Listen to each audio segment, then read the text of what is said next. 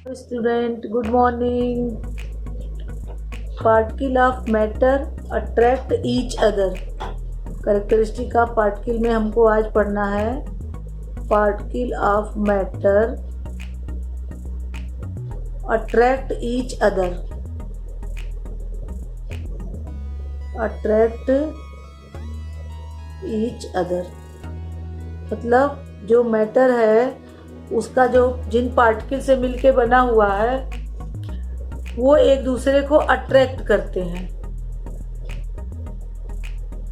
ठीक है, अब इसको हम एक गेम के हेल्प से समझेंगे. यहाँ पे इसको हम एक गेम की सहायता से समझेंगे और इसका नाम है बिहू डांस. तो इस तरह का डायग्राम दिखेगा आपको. इस तरह का डायग्राम देखिए. ये जो बच्चे हैं ये एक दूसरे को ऐसे पकड़ करके डांस कर रहे हैं. तो ये अट्रैक्शन दिखाना है कि कैसे ये एक दूसरे को अट्रैक्ट करते हैं. तो चलिए उसके लिए हम इमेजिन करिए कि आप क्लास 9th में बैठे हुए हैं और मैम पढ़ा रही हैं और हमने जो है 4-5 बच्चों का 3 ग्रुप बना दिया. बेटा 3 ग्रुप बना दिया हमने 5 बच्चों का और उन 5 बच्चों को मैंने कहा कि एक दूसरे को पीछे की तरफ से पकड़ करके खड़े हो जाइए. ठीक है, और वहाँ पर एक बच्चे को हमने खड़ा कर दिया. तो जो आप अपने हाथों को पहला ग्रुप जो अपने हाथों को पकड़ेगा वो इस तरह से पकड़ेगा. इस तरह से पकड़ने का मतलब स्ट्रांगली पकड़ लिया. दूसरा ग्रुप जो है इस तरह से पकड़ेगा और तीसरा ग्रुप जो है इस तरह से पकड़ेगा. तो 3 तरह का अट्रैक्शन आपको दिखा. एक तो आपने देखा एक दूसरे को इस तरह से बाइंड किया है. दूसरा आपने देखा कि इस तरह से थोड़ा सा टच है और तीसरा आपने देखा कि बिल्कुल लूजली बाउंड है. तो जो एक बच्चा खड़ा है वो क्या करेगा, जा करके उन जैसे ये दोनों के बीच में इस तरह से जा करके उसको तोड़ने का प्रयास करेगा. तो आप ये देखेंगे कि जिसमें इस तरह से स्ट्रांगली बाउंडेड था वो बहुत मेहनत करने के बाद ये निकलता है या नहीं भी निकलता है. और जो आपका इस तरह से था उसमें थोड़ा सा जोर लग रहा है और इसमें बिल्कुल जोर नहीं लग रहा. तो इसका मतलब ये हुआ कि जो ये ह्यूमन चेन है वो ये शो कर रहा है कि जस्ट लाइक पार्टिकल. इसको आप ये समझिए कि ये पार्टिकल है और पार्टिकल की तरह से ये जो है एक दूसरे को अट्रैक्ट कर रहे हैं. तो इससे क्या कंक्लूजन निकल रहा है कि फर्स्ट ग्रुप रिप्रेजेंट सॉलिड. जो हमारा फर्स्ट ग्रुप था, जो आपने फर्स्ट ग्रुप बनाया है, फर्स्ट ग्रुप, उसमें स्ट्रॉन्ग फोर्स ऑफ अट्रैक्शन है. Strong force of attraction. Strong force of attraction यानी ये सॉलिड की तरह बिहेव कर रहा है. दूसरा है weak force of attraction. Attraction, और वो अट्रैक्शन कैसा है, ग्रेटर या stronger than solid but weaker then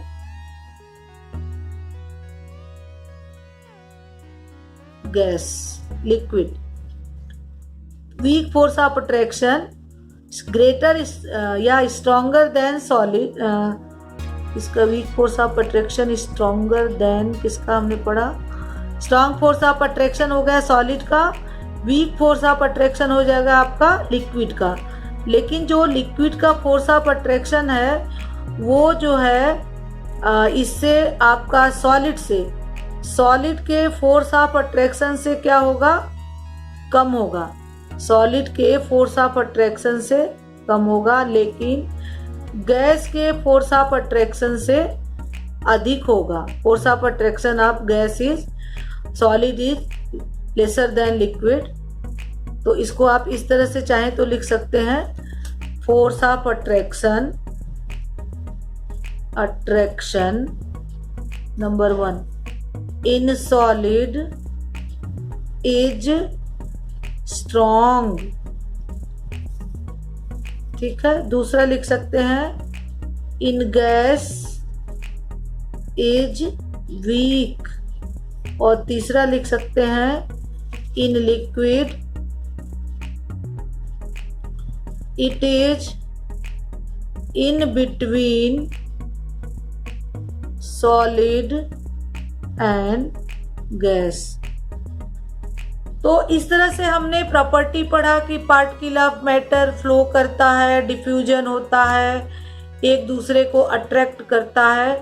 तो ये जो एक्टिविटी मेथड से आपका पार्टिकल नेचर था वो यहाँ पर क्लियर हो गया और आपको समझ में आ गया होगा। अब what is the properties of particle of matter? Particle of matter की प्रॉपर्टीज क्या होती है?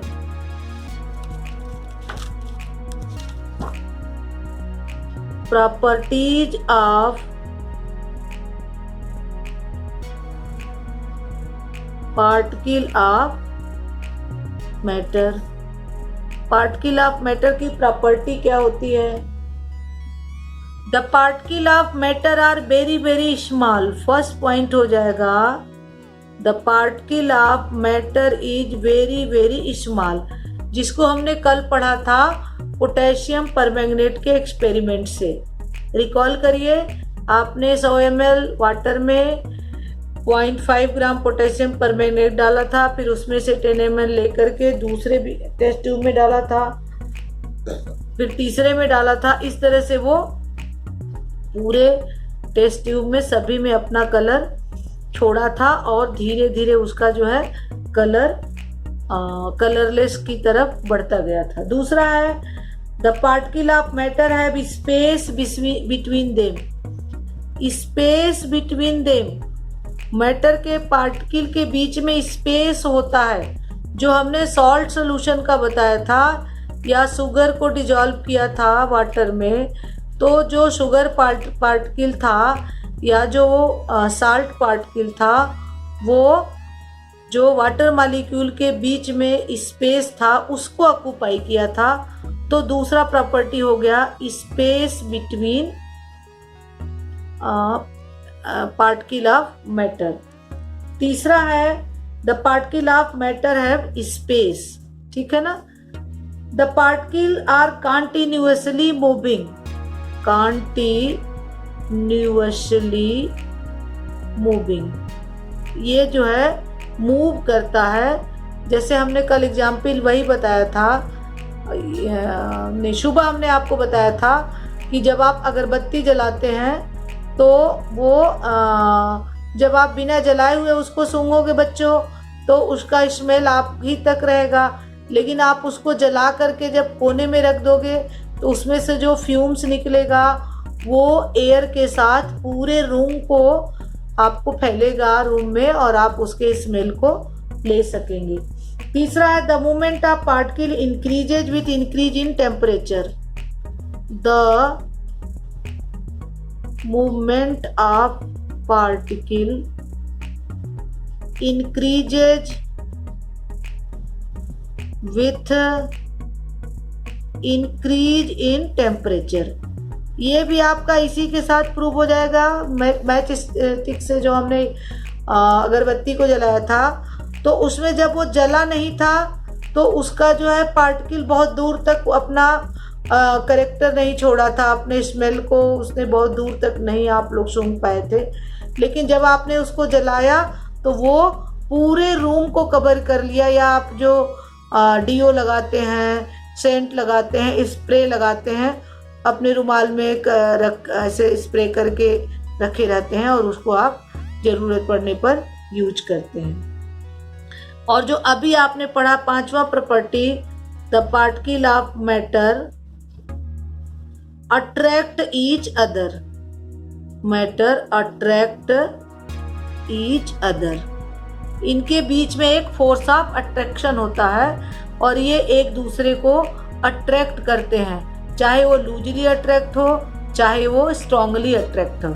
तो सॉलिड के केस में स्ट्रांग फोर्स ऑफ अट्रैक्शन होता है, और गैसियस के केस में वीक फोर्स ऑफ अट्रैक्शन होता है, और लिक्विड के केस में सॉलिड और गैस के बीच का फोर्स ऑफ अट्रैक्शन होता है इनके बीच में। तो इस तरह से बच्चों हमने properties of particle of matter पढ़ा। कितने? 5 प्रॉपर्टी ऑफ मैटर पढ़ा। अब इसमें अगर आपको कोई कंफ्यूजन हो तो आप इसको वीडियो देखने के बाद मुझसे कल कॉल उसमें जब मैं क्लास लूँगी आपका, उस समय आप हम मुझसे क्वेश्चन पूछ सकते हैं। नेक्स्ट है बेटा classification of matter.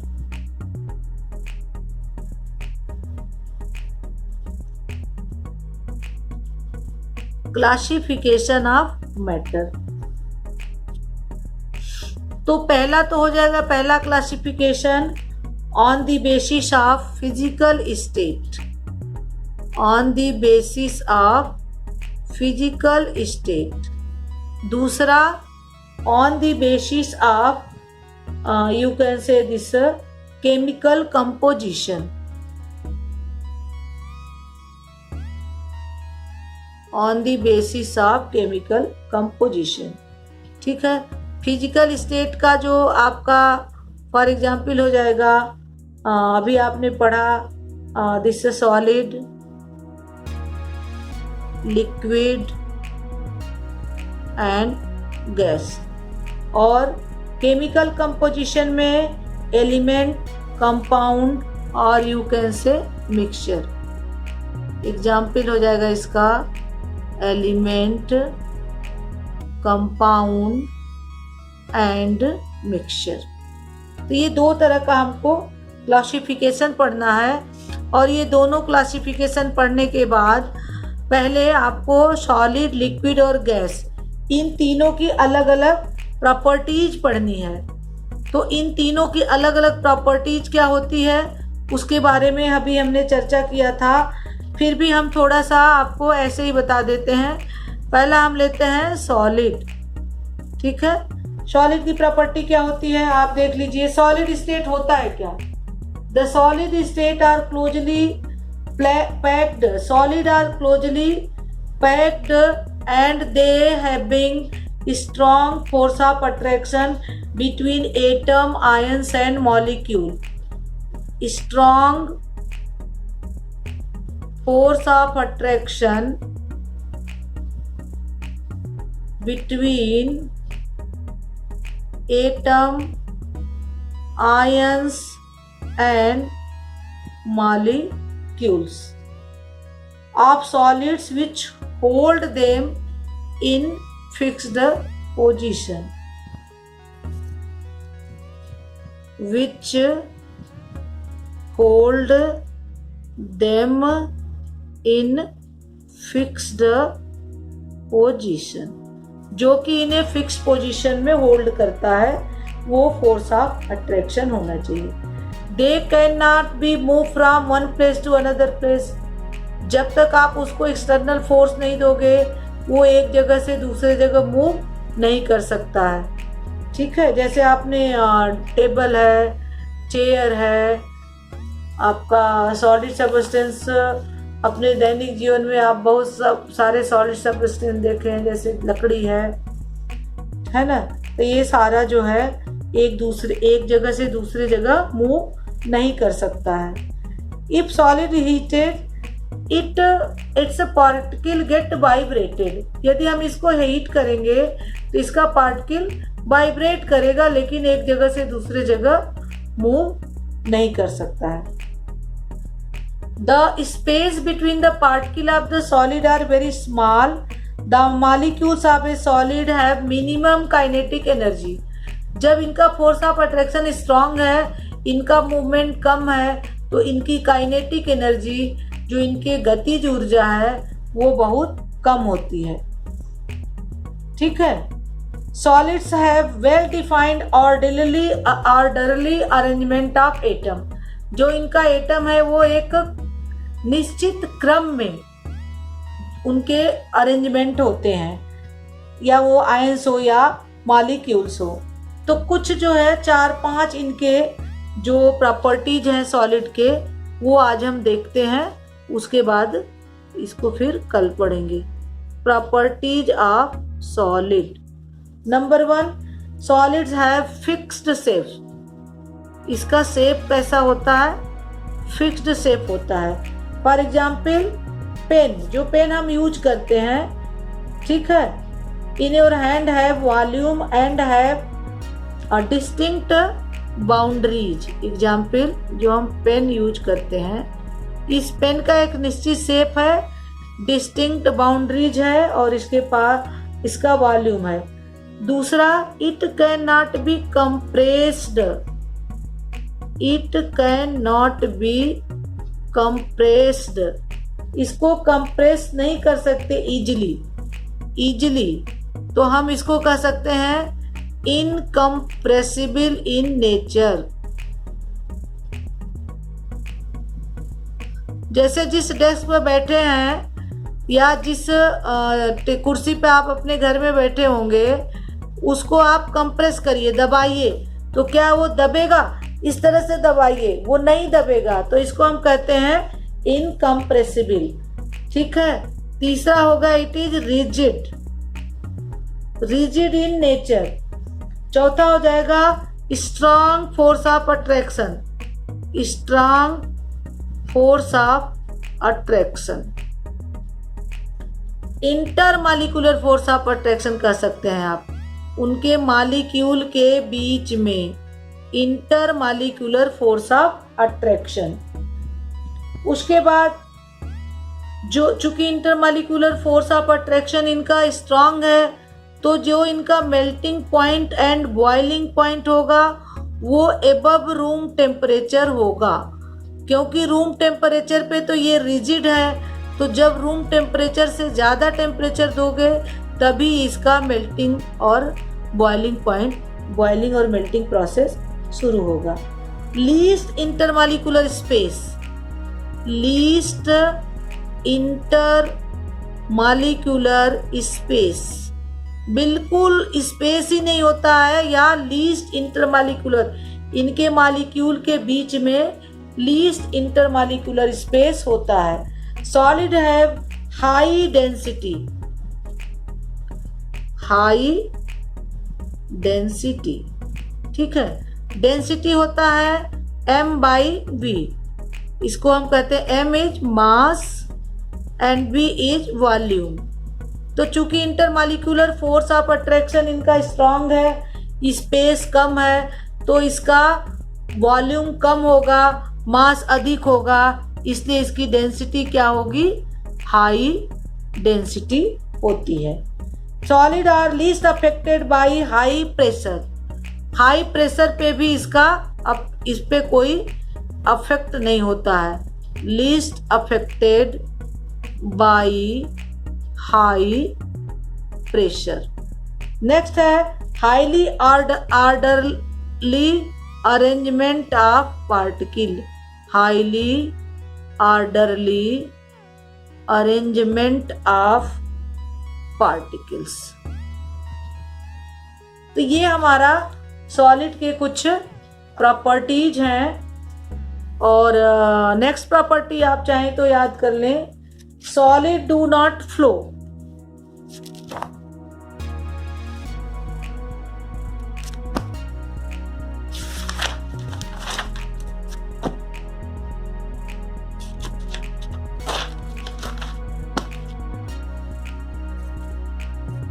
Solid do not flow. ये फ्लो क्यों नहीं करेगा बच्चों?